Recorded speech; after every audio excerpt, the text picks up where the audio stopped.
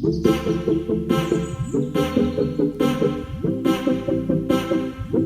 Technique channel पे आप सबका स्वागत है। मैं हूँ चंद्रशेखर और हिस्टोलॉजी टेक्नीशियन हूँ मैं।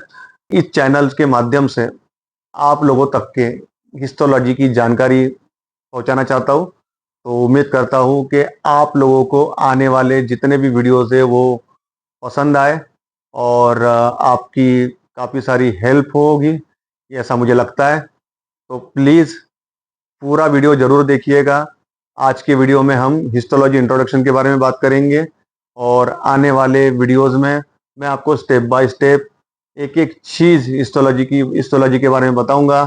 उसमें कैसे इंस्ट्रूमेंट यूज़ होता है, क्या क्या इंस्ट्रूमेंट यूज़ होते हैं, क्या क्या केमिकल्स यूज़ होते हैं और उस किस जो भी केमिकल्स उसमें यूज़ होते हैं वो कैसे बनाते हैं, जैसे कि हेमोटॉक्सिलिन, नियोसिन, अल्कोहल, झाइलिन या फिर एसिड, किस किस प्रकार के एसिड हम लोग यूज करते हैं, किस चीज के लिए यूज करते हैं, कितने प्रकार की स्टेनिंग होती है, ठीक है, और कैसे इमेडिंग होती है वगैरह वगैरह। मतलब मैं आपको पूरे हिस्टोलॉजी की प्रोसेसिंग बताऊंगा, लेकिन उसके लिए आपको हमारा पूरे वीडियो देखना होगा। हमारा वीडियो देखिए और आने वाले वीडियो के लिए चैनल को सब्सक्राइब करना ना भूलें। वीडियो अच्छा लगे तो लाइक कीजिएगा, कमेंट्स कीजिएगा, शेयर कीजिएगा।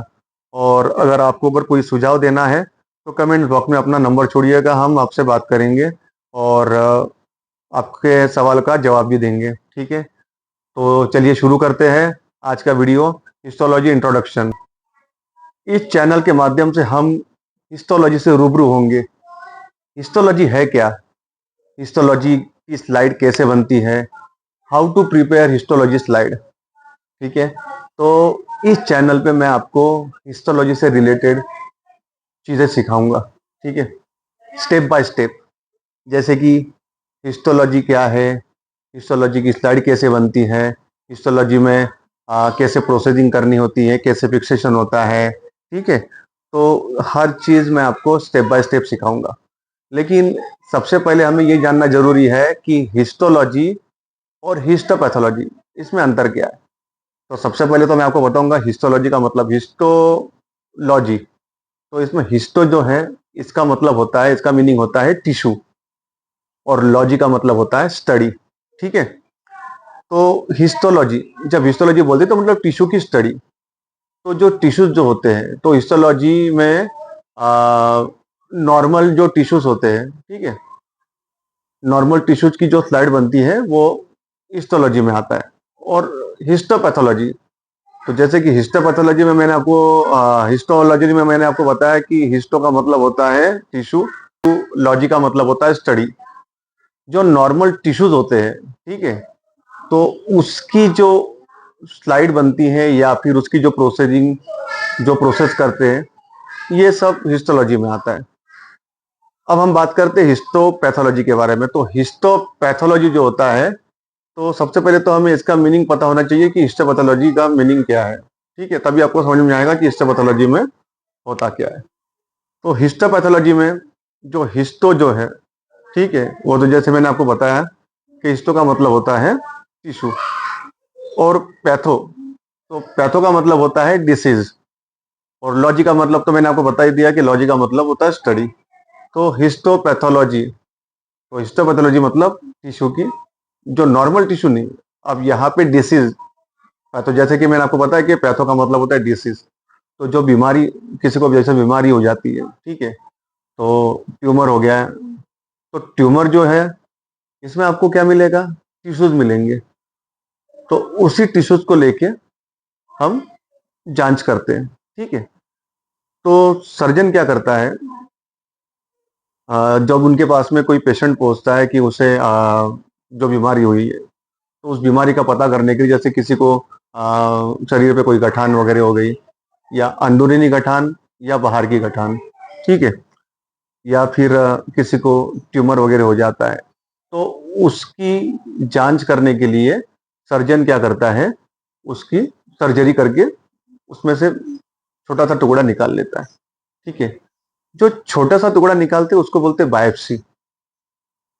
ठीक है। और जो पूरा का पूरा जो सर्जरी करके निकाल लेते हैं। तो जैसे कि मैंने आपको बताया, जो सर्जन के पास में जब कोई पेशेंट पहुंचता है कि उसे बीमारी हुई है, ठीक है, जो भी उसे प्रॉब्लम होता है, ठीक है, तो उसके निदान के लिए जब वो सर्जन के पास में जाता है तो सर्जन क्या करता है, अगर उस पेशेंट को अगर कोई बाहरून गठा जो बाहर की गठान होते हैं, मतलब जैसे ऊपर साइड में जो हमें आंखों से दिखती है, या फिर कोई गठान होती है जो अंदर होती है, जिसे अंदरूनी गठान बोलेंगे हम, ठीक है। तो ऐसे समय पे क्या करेंगे, ठीक है, बायोप्सी, छोटा सा टुकड़ा लेते हैं टिश्यू का, और उसे जांच करने के लिए पैथोलॉजी में भेज देते हैं, ठीक है। अब हिस्टोपैथोलॉजी जो है, ये ब्रांच ऑफ पैथोलॉजी, पैथोलॉजी की एक ब्रांच है। तो पैथोलॉजी में तो बहुत सारी जांचें होती हैं, जैसे कि हीमेटोलॉजी, बायोकेमिस्ट्री, माइक्रोबायोलॉजी, और उसी में हिस्टोपैथोलॉजी आता है, ठीक है। तो जब स्पेसिमेन पैथोलॉजी में जाता है तो डॉक्टर क्या करते हैं, उसकी ग्रॉसिंग करते हैं, ठीक है। मतलब जो स्पेसिमेन उनके पास में आता है तो उसका नेचर ऑफ स्पेसिमेन, है ना, तो सर्जन जो है उसकी हिस्ट्री लिख के रिक्वेस्टेशन फॉर्म बना के पैथोलॉजी में डॉक्टर को दे देते हैं। तो पैथोलॉजिस्ट क्या करते हैं, उसकी ग्रॉसिंग करते हैं, ग्रॉसिंग में उसका मेजरमेंट, उसका नेचर ऑफ स्पेसिमेन, है ना, ये सारी चीजें उसमें करके देन उसके बाद में फिर आगे की स्टेप होती है हिस्टोलॉजी प्रोसेसिंग। तो हिस्टोलॉजी प्रोसेसिंग में जो है उसका फिक्सेशन, उसका डिहाइड्रेशन, डिहाइड्रेशन के बाद में क्लियरिंग, क्लियरिंग के बाद में इम्बेडिंग, इम्बेडिंग के बाद में उसकी कटिंग होती है, कटिंग के बाद कटिंग के बाद में स्टेनिंग, स्टेनिंग के बाद में फिर उस स्लाइड की माउंटिंग करके कंप्लीट स्लाइड प्रिपेयर होने के बाद में फिर उसे माइक्रोस्कोप में लगा के उसकी जांच करते, उसमें पता करते कि उसमें क्या बीमारी है, कैंसर है या नहीं है, मैलिग्नेंसी है या कैर्सिनोमा है या फिर नॉर्मल है, तो जो भी है वो उसमें इस स्लाइड में आ जाता है। तो ये सारी प्रोसीजर जो है वो मैं आपको स्टेप बाय स्टेप बताऊंगा, ठीक है। अब ये जैसे नॉर्मल टिश्यू होता है उसकी तो प्रोसेसिंग नॉर्मल तरीके से हो जाती है, ठीक है, लेकिन इसमें हिस्टोलॉजी जो है वो बोन्स की भी होती है, ठीक है, हड्डी। तो बोन तो काफी हार्ड होता है क्योंकि उसके अंदर में काफी सारे कैल्शियम, फास्फोरस वगैरह होता है ना। तो इतनी आसानी से तो उसकी स्लाइड बन नहीं पाएगी, या आसानी से अपन उसको काट नहीं सकते, ठीक है। तो उसके लिए जो है बोन के जो स्पेसिमेन होते हैं उससे डिकैल्सिफिकेशन किया जाता है उसका, ठीक है, उसको डिकेल करते हैं। तो जो डिकैल्सिफिकेशन प्रोसेसिंग होती है उसमें जो है 5% नाइट्रिक एसिड का यूज होता है, ठीक है। तो इसमें 2 से 3 दिन के लिए हम उस स्पेसिमेन को छोड़ देते हैं, देन उसके बाद में 3 दिन में वो सॉफ्ट हो जाता है, ठीक है। तो सॉफ्ट होने के बाद में फिर हम उसे जो नॉर्मल हम लोग हिस्टोलॉजी प्रोसेसिंग करते हैं उसमें वो कर लेते हैं। तो जो नॉर्मल प्रोसेसिंग हम लोग हिस्टोलॉजी की करते हैं, बस वैसे फिर उसको करना होता है, बस उसके पहले हमें उस बोन को सॉफ्ट करना होता है। तो ये हो गया डिकैल्सिफिकेशन की प्रोसेसिंग, ठीक है। तो मैं आपको डिकेल कैसे बनाते हैं वो भी बताऊंगा। उसके बाद में जो एसिड अल्कोहल का यूज होता है, ठीक है, उसे कैसे बनाना है। इसके बाद में हीमोटॉक्सिलिन एंड इओसिन स्टेनिंग, वो सारा मैं आपको बताऊंगा। इसके अलावा जो स्पेशल ट्रेनिंग की जाती है ना, तो स्पेशल ट्रेनिंग तो बहुत सारी होती है। जैसे कि मैं आपको कुछ नाम बताता हूँ। पास 10 होता है, जिसका फुल फॉर्म है पीरियोडिक एसिड स्किप्स, तो हम उसे पीरियोडिक एसिड स्किप रिएजेंट भी बोलते हैं, ठीक है। जो किट होती है उसे हम लोग रिएजेंट बोलेंगे, जो जो स्टेन होता है उसे हम पास बोलेंगे, ठीक है। हम स्टेन की बात कर रहे हैं, रिएजेंट की तो बात कर ही नहीं रहे, ठीक है। तो पीरियोडिक एसिड स्किप ये कर दिए, स्टेन का नाम है।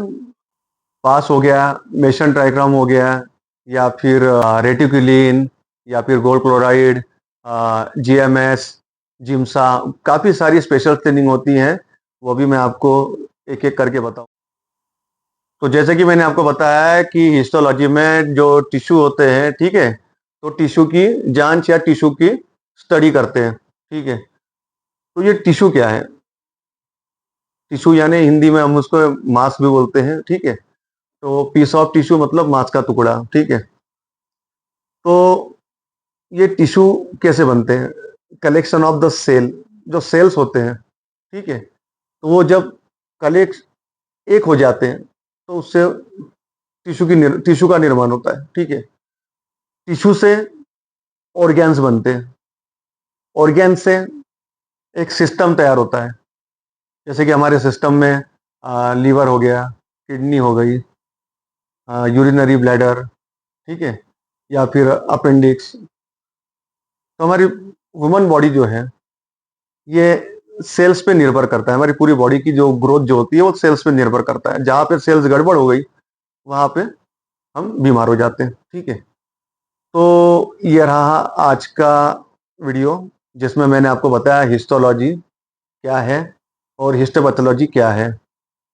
हिस्टोलॉजी इंट्रोडक्शन आप लोगों को पसंद आया होगा और समझ में भी आया होगा। तो उम्मीद करता हूँ आने वाले वीडियो में मैं आपको हिस्टोलॉजी प्रोसेसिंग के बारे में बताऊंगा।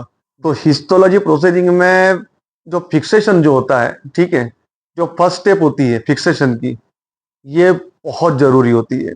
अगर फिक्सेशन में गड़बड़ हो गया तो आपकी पूरी की पूरी प्रोसेसिंग जो है वो खराब, आपकी स्लाइड अच्छी नहीं बनेगी, आपकी स्टेनिंग भी अच्छी नहीं हो सकती है, आपकी कटिंग भी अच्छी नहीं हो सकती है, ठीक है।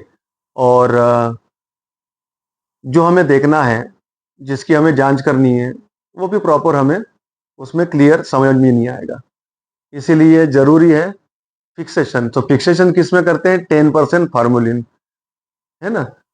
उससे कम से कम जो भी कोई स्पेसिमेन होता है, जो भी स्पेसिमेन होता है उसे 10% फार्मोलिन में कम से कम 12 घंटे के लिए छोड़ दिया जाता है नेक्स्ट प्रोसेसिंग के लिए। मतलब आगे की जो स्टेप होती है प्रोसेसिंग में, उसके पहले 10% फार्मोलिन में छोड़ दिया जाता है, तो होता है फिक्सेशन।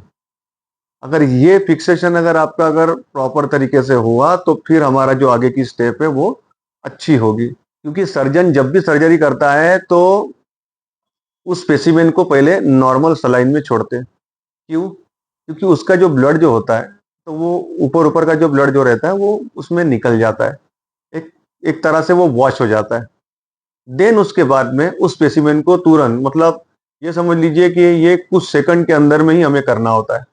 देन उसके बाद में उस स्पेसिमेन को 10% फार्मोलिन में डाल देते। तो 10% फार्मोलिन में वो जिस कंडीशन में उन्होंने वहां से निकाला था, बॉडी से निकाला था, उसी कंडीशन में वो अब रहेगा। तो उसमें वो प्रॉपर तरीके से वो फिक्स हो जाता है, ठीक है। वो फिक्स हो जाता है, देन उसके बाद में फिर आगे की प्रोसीजिंग स्टार्ट होती है। तो फिक्सेशन बहुत ज़रूरी है। फिक्सेशन में क्या यूज़ होता है, कैसे बनाते हैं और कैसे उसका यूज़ होता है, ये सारी चीज़ मैं आपको बताऊंगा अगले एपिसोड में, यानी कि अगले वीडियो में। तो ऐसी जानकारी अगर आपको चाहिए या आज का वीडियो आपको पसंद आया है तो मेरे चैनल को सब्सक्राइब कीजिए, ताकि आपको आने वाला वीडियो देखने को मिले। और वीडियो अच्छा लगा तो लाइक कीजिए, कमेंट्स कीजिए, शेयर कीजिए।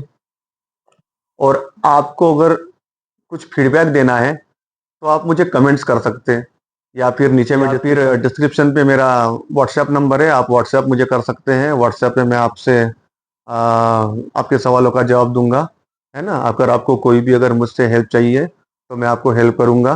तो मिलते हैं अगले वीडियो में। स्वस्थ रहे, मस्त रहे। जय हिंद।